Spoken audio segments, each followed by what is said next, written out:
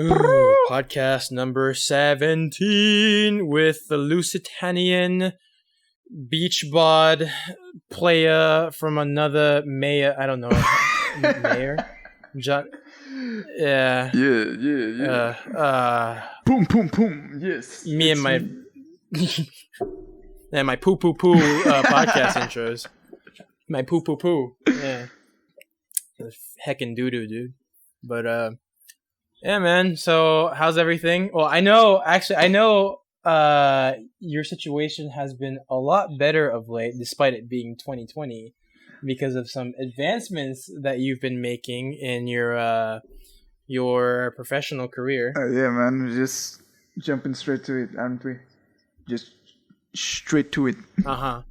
Straight to it, dude. I'm super excited for what you're doing. I was like, whenever you told me, you had two pieces of news, two of which were, they're very similar in nature because, but the subject matter you're working with is different.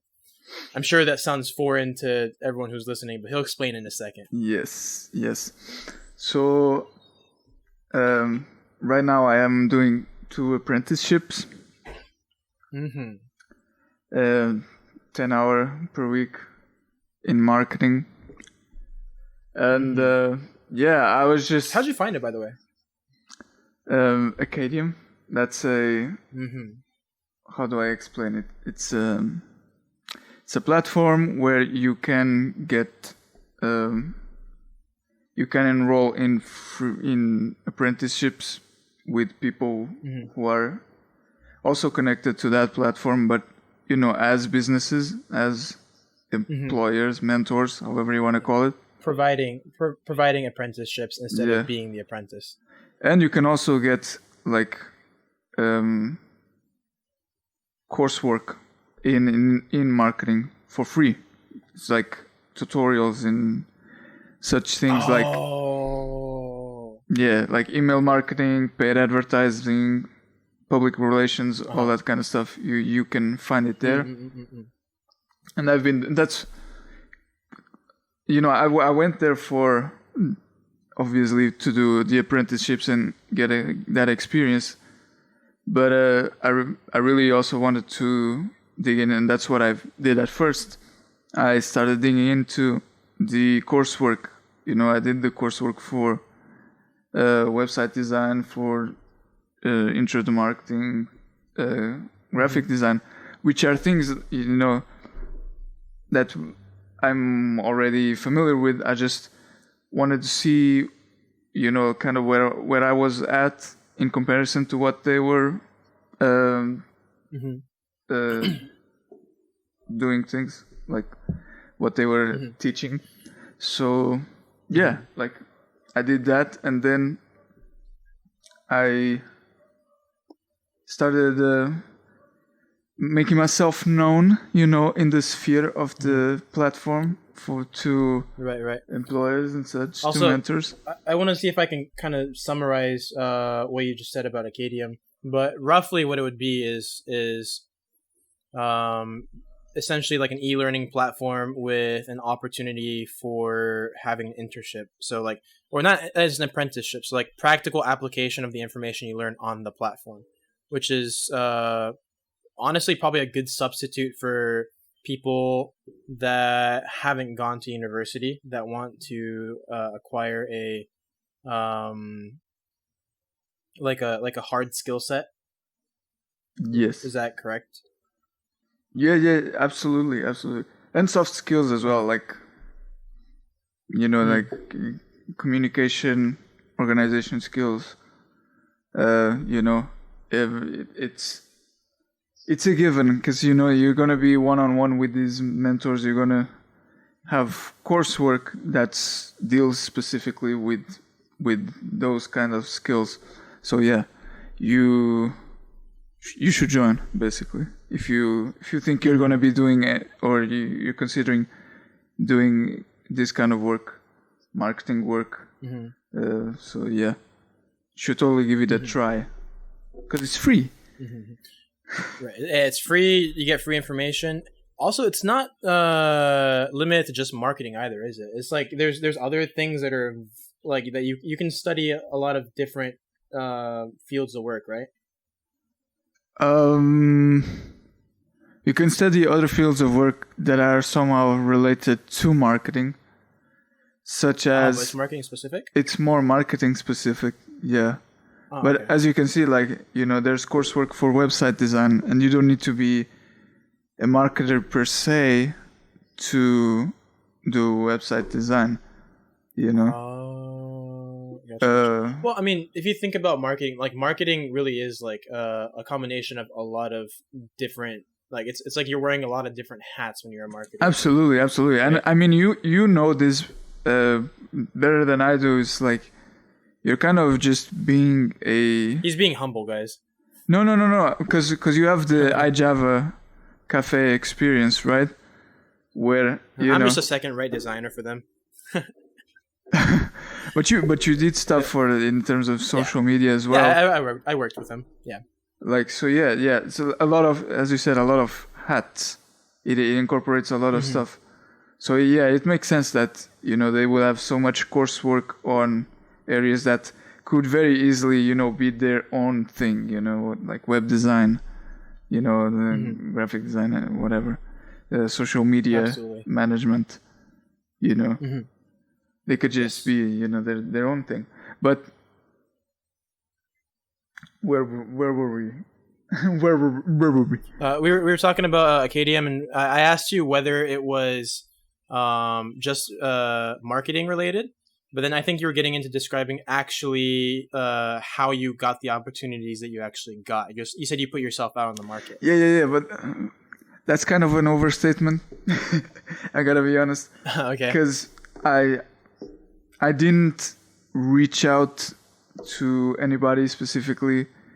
I just made my profile, available for everyone to see after I had done those courses. Ooh, so they came and found you. Yeah, that's exactly what happened. And they came in. So you were so desirable as an asset that some two people came and found you for different apprenticeships. Is that correct? Yeah. Essentially, I like to think that way. Yes, I think I like to think that's the way. Ladies and gentlemen, the king himself speaks. The king himself is speaking right now. Look at him sitting on his throne, and people approaching him to for him to work for them. You guys can't see it, but my arms are raised, and it's like all I need now is the crown and the scepter and the throne and the actual title. No, but but that's insane. Like, you actually just made a profile and like they contacted you for that. So that is actually very impressive. Yeah. I don't know, like, because these mentors, they're looking for people. As they were looking for me, and they reached out to me, they probably reached out to a bunch of other candidates. I know that one of them at least was reaching out to other candidates as well. So it was not a given, even though that we had the interview and stuff, that I was going to be the one that was going to get the apprenticeship. But I mean, you're part of a candidate pool of people. Yeah. So like the first one was one of the apprenticeships that I got, and it was the apprenticeship that I would have been fine with. I wouldn't need any other one. I didn't want to get another one actually. Originally, I just wanted to get one, So it wouldn't, because I thought, more than one would be too much of a stretch, like it could be too much on time. Too much work. Yeah. So yeah, and that one was from this guy. This guy was founded his own record label after a number of years working with other record labels. He founded his own. And this is one of the internships, yeah? Yeah. Or the apprenticeships. Yes. This was the first guy that reached out to me, and was like, this is it. This is what I wanted. It's like the perfect fit, because this guy, is he's been in the music industry for a number of years, worked with other labels, founded his own label, had moderate success, I believe, with that. And now what he's doing is he's running a platform that teaches people how to set up their own independent record labels. So if you want to found a record label, even if it's, whether it's for just yourself or for, to sign up other artists, and pretty much like your normal. That you represent yourself. Yeah. You have that. Whether you just wanted to represent yourself and to be like make your own mini label that kind of represents yourself, or make an actual collective label that represents multiple artists. And yes. And potentially you could also be one of the artists as well. Yes. Like you have lots of different options there. But yeah, okay. Yeah. And that's he's making a platform to teach people how to create labels for those purposes though? Yeah, I mean the platform is already set up. He's already got a bunch of people signed up and watching his content and participating in master classes and his courses and all that. Does he have a master class? He has weekly master classes, I believe. Okay. Which is just he has which you can sign up for, like for free. If you go to the website, thelabelmachine.com. Shameless plug-in, I know, but fuck it. I mean, this is your podcast. Exactly. You can plug whatever the fuck you want. This is your podcast, dude. So you can plug whatever the fuck you want. Absolutely. But I mean, that's okay. Well, that's fucking cool. And we'll put that in the description because I mean, a lot of people that listen to this are they're gonna be artists. I mean, because originally when we set up Broklahomies to begin with, like one of the big things we were talking about was to promote music.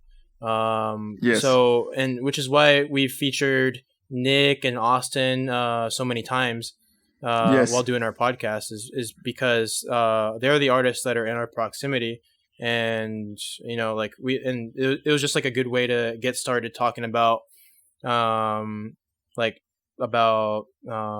like just getting a start, like getting a toe in the like a leg in the music industry, right? Because they have a leg in the music industry, so we're just talking with them to kind of attract a lot of musicians. Yeah, and plus it's like it's a big part of our group. Music is a big part of our group. Definitely. In the sense that like as you said, we have Austin, we have Nick and Chris, we have me, even though I haven't done shit. You're on your way to doing working on it though. You're on. I'm working on it. I am actually working on it, but I'm be patient. I'm a shit producer. I mean, like my understanding is that you're probably gonna want to start like just get a new like full-time marketing gig, and like once you got that full-time marketing gig, then you're gonna go into you're gonna have more like headspace to be able to work on music as well, right? So like once you're done with the apprenticeships and then like you find the full-time marketing gig, then you'd probably be working like after work on the weekends on your music. Is that correct? Ideally, but at this point, man, I'm not waiting.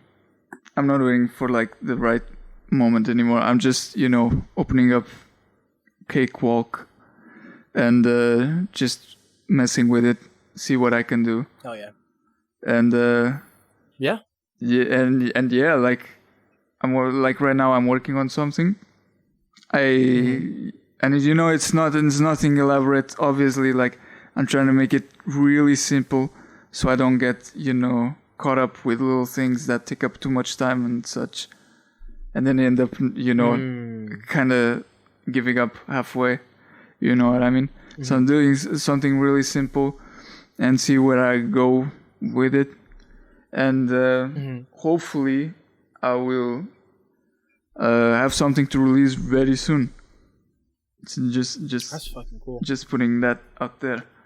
Now it's supposed to be a surprise, but fuck it, it's out there. Hell yeah! And not to mention that whatever music that you make, we can use in the podcast as like intro music as well. Yeah. So you might be hearing a new intro sometime soon coming in because Dani's kickstarting his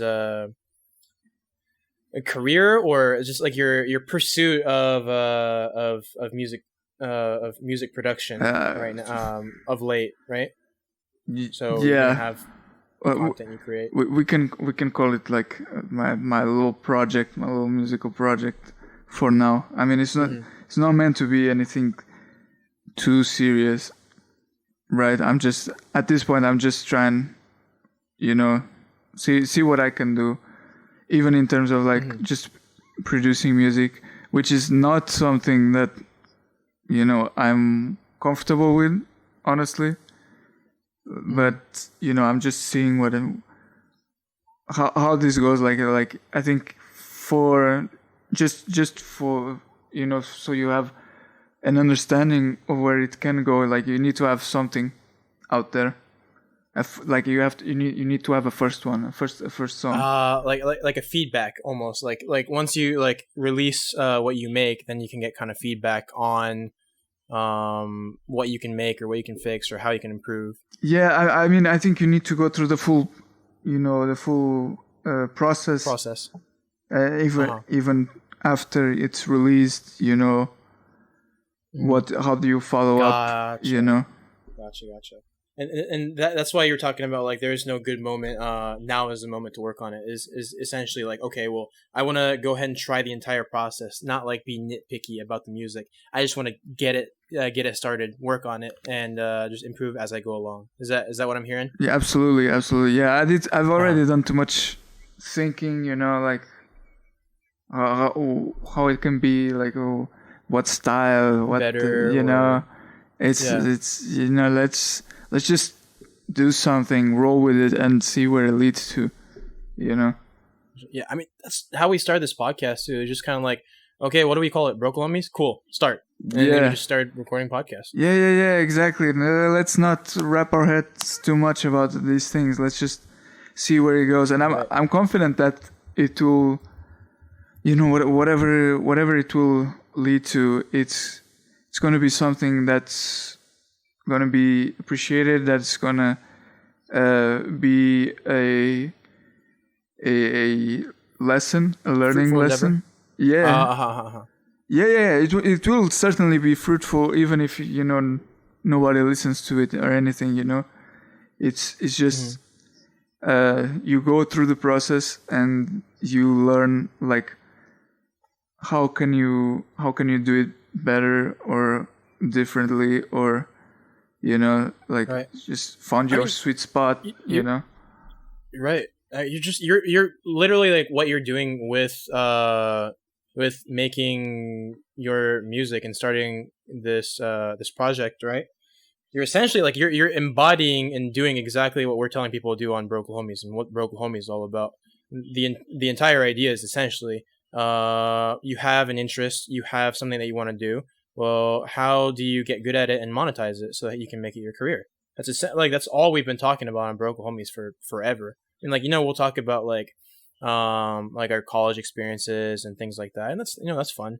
But at the end of the day, like what we're really talking about is how do you build your idea into something that you actually can monetize and make tangible and make it your career? Because I mean, I wouldn't mind working like a 9 to 5 sales job for I don't mind working like a full-time job like that. But eventually, if I could make a podcast full-time, like I'd rather do that. Yeah, absolutely, yeah. And it's crazy, man. Like, see, like me, I've been a very musical type guy, like participating in the musical ROC, doing all that stuff, being the DJ. You have the most inconspicuous DJ skill of any person. It's like you always pick the right song and you read the room and then you pick the right song, but nobody knows that you're that you're good at doing that. It's like the most low key skill that is like productive that I've seen. Thanks, man. That's a big ups. That's really awesome. Because yeah, like shame almost like people don't recognize your skill set. People don't recognize you're good at reading the room. Yeah, but imagine that if I had a turntable there, like people would know. People would know. It's just it is what it is, man. Like, like I was glad that I was the one picking the music, honestly, because I thought what I picked was what was best for what we were experiencing at the time, the mood, as you said, like reading the room and such. It's not just something that I kind of literally every person at any get together that we had when you were DJing would come up to me or you and it's like, dude, the music is fire. Yeah. Every single time, everyone gets super excited. Every single person in the fucking room, like it's like everyone took rounds just complimenting you and your music choice. Seriously, it was insane. I was like, the feedback was awesome. Unanimously agreed that you were the DJ at any get together. Like you always pick the music. You made the playlist and you picked what versions of the specific song that you want to play at a specific time. But you also you were good at kind of arbitrating what music to play, and also taking in requests from people based on what music they want to hear. Yeah. I think I did that fairly well. Because I remember we had a lot of people sometimes saying, play this one now. Can you play this one now? And it's like, you gotta make choices. Like, even though this is nothing serious or anything, the whole picking the songs. What's the next song? Like, there's a certain flow that you've construed, and you don't want to fuck that up now just because somebody requested this song that just it's gonna clash. Completely breaks it. Yeah. And I think if I go a little bit more specific as well, I think you understood more or less what group of people were there early, and then it's almost like you the songs that people requested were already just part of what was being played. So it's part of the repertoire. Like, for example, how many fucking times did we play Bailando? Right? Like fucking how often did we play that song? So fucking much. But the thing is, the other songs that we're playing were not unrelated. They were not unrelated to what you were already playing. So the thing is, usually it wasn't like a curveball. Like Bailando just made everything clash. It was no, it was already an uppy, dancey mood, and then someone requests a song like that, and it doesn't actually break the atmosphere. So it's kind of you almost pre-planned your music around what you think will be the request and what people would want. Yeah, man, fun times. It was awesome to also have a very diverse, musical thing going on there. Because musical palette. Yeah. The repertoire was just insane. Because I could probably start, doing so with some EDM, with some house music, and end on like on some reggaeton, on some Afrobeat, some French rap. You know what I mean? It was just It's just we'd grow through like. Oh, Dani, paint me like one of your French boys. Oh. We'd go through like 5 different genres and probably 4 or 5 different languages in the course of one night. It was amazing. Actually, yeah, because fucking everyone spoke different languages too. Yeah, like, think about it: English, Spanish, French, probably Portuguese, probably some random ass thing. Mm-hmm. It was fucking great too. You got the entire room dancing all the time, and we're on the 2nd floor, so we were like, "Shut the fuck up! Stop stomping everywhere." You still got people stomping all over the place. Of course, that's what I was there for. Man, it was so fun. Yeah, it was so fun. It was a lot of fun. But which isn't it kind of interesting that it's like during that, like you're like, huh? I was always interested in music, but maybe like it's like you were recognized at that point, and then you're like, huh, maybe this could work out. And it's like, did it kind of like make you think about like a potential like what you're thinking about right now? Could it have been like partially induced by the time that you were actually like DJing for all of us? I mean, I think it's just like one I did say partially induced, by the way. I didn't say like it was completely predicated on that. No, on our DJing appreciation of you. Yeah, it was partially many things, I guess. Like that's, and you see like this what do you call it? The silver lining? Is it the silver lining? I don't know. I don't know if that's the right expression, but you see, like, you look back and is just it seems like this is what the universe is telling you to do, almost, like it's trying to sort of guide you in that direction. All these things that have, all these experiences that have happened leading up to this, like, Gotcha. like if I understand correctly, it's like your the perception of what's occurring around you and what's happening to you kind of converges on like the realm of music, or like to work in something music related.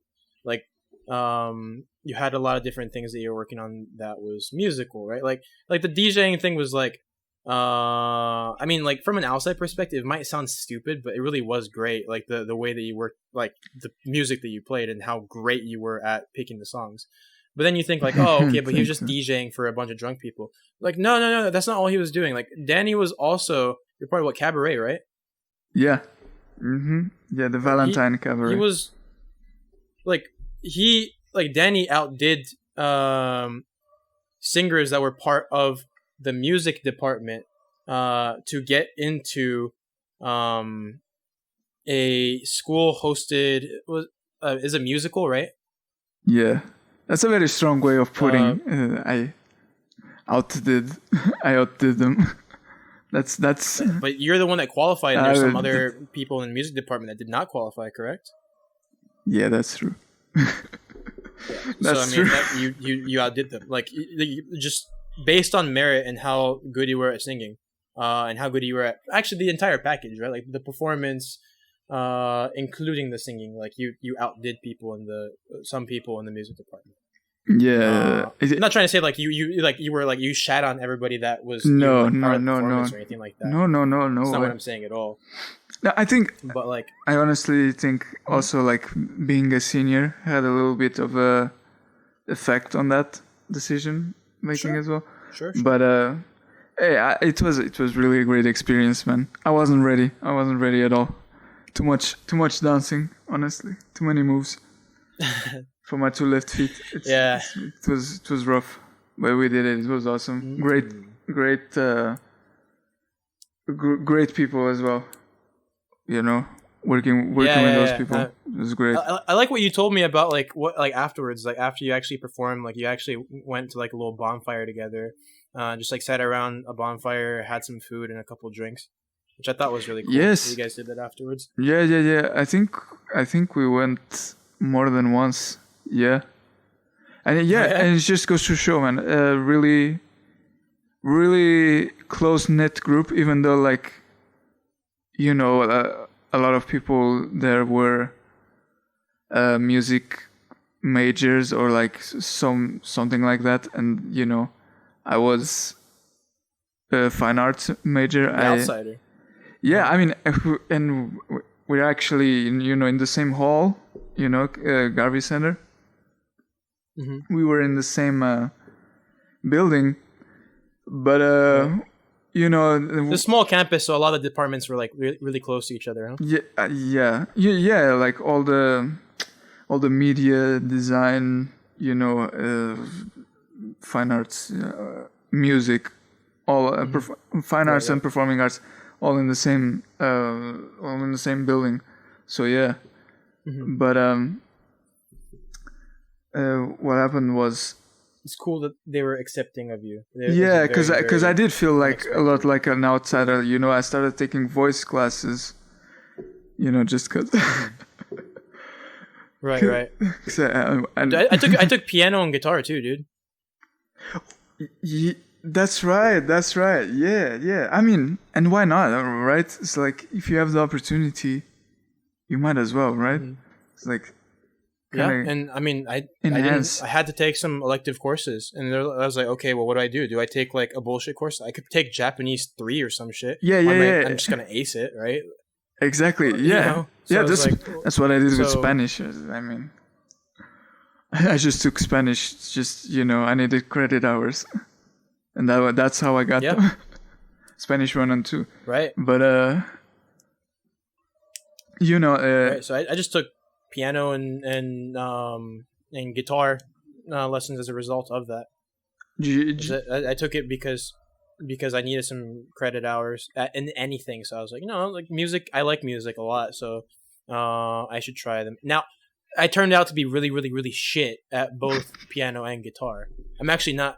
I like music, but I'm not the most musically gifted person. I don't think I'm shit at it, but like I'm whenever I was in class, I was doing pretty shit. If I'm completely honest. That's fair, man. I mean, I wouldn't have survived either. Like piano, guitar, no. No, I have a guitar. Like it's a struggle. It's a struggle to like play anything at all. Yeah. So yeah. Going back to it is like you had multiple things that were musically related going during college, and I mean you also grew up in kind of like a church environment like earlier on, right? So yes. Yeah, I mean a lot of exposure to music, to like the worship on Sundays. Obviously, that's a big thing. Yeah, dude. Recitals, dude, like.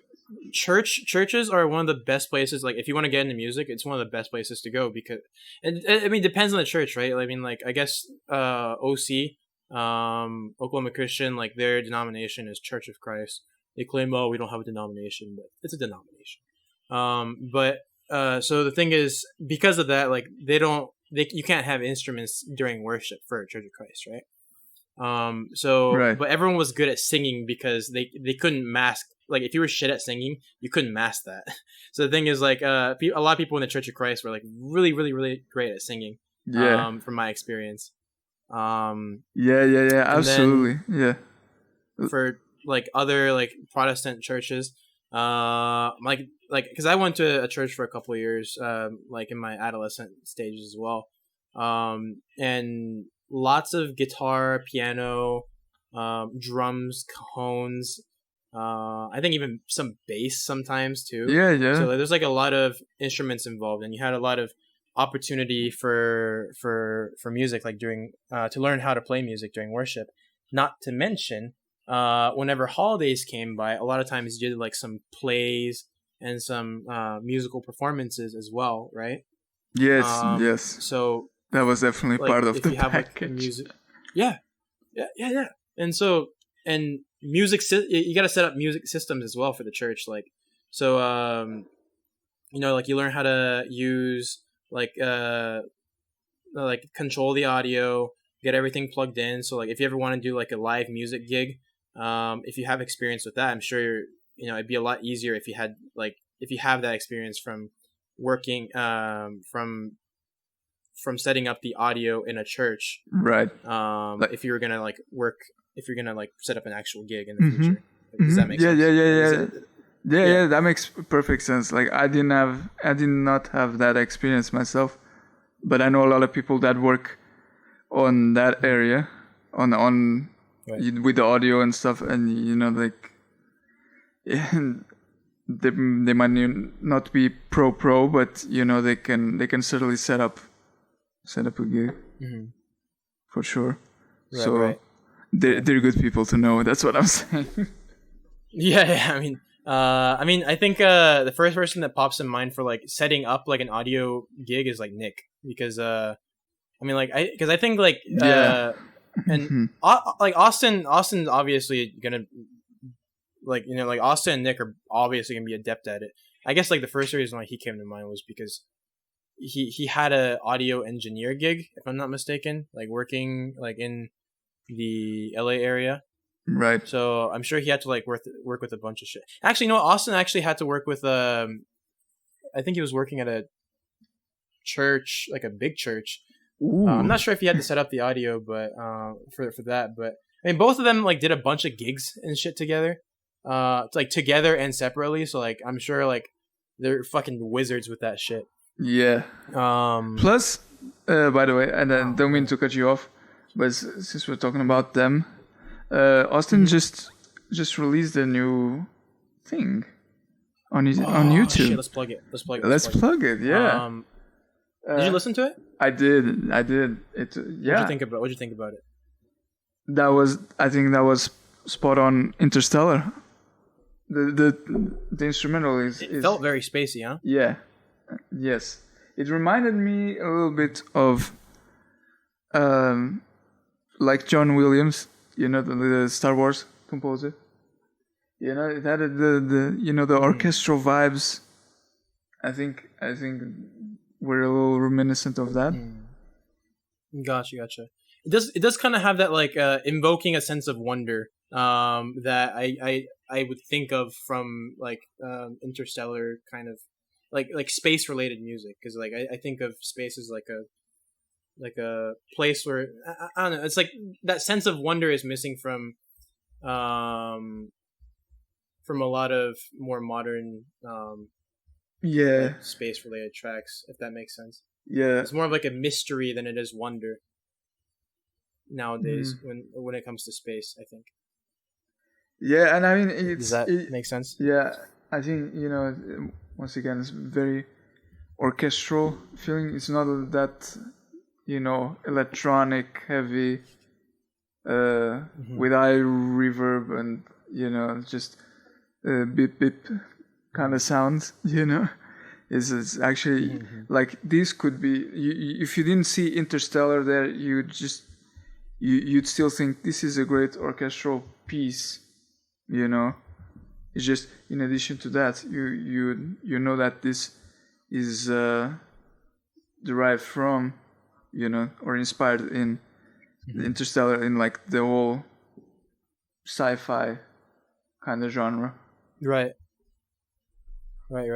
And like it's a little bit different from space, but there's also like it's very different from space, but there's like the Tron, which I think it was Daft Punk that made the soundtrack for Tron, right?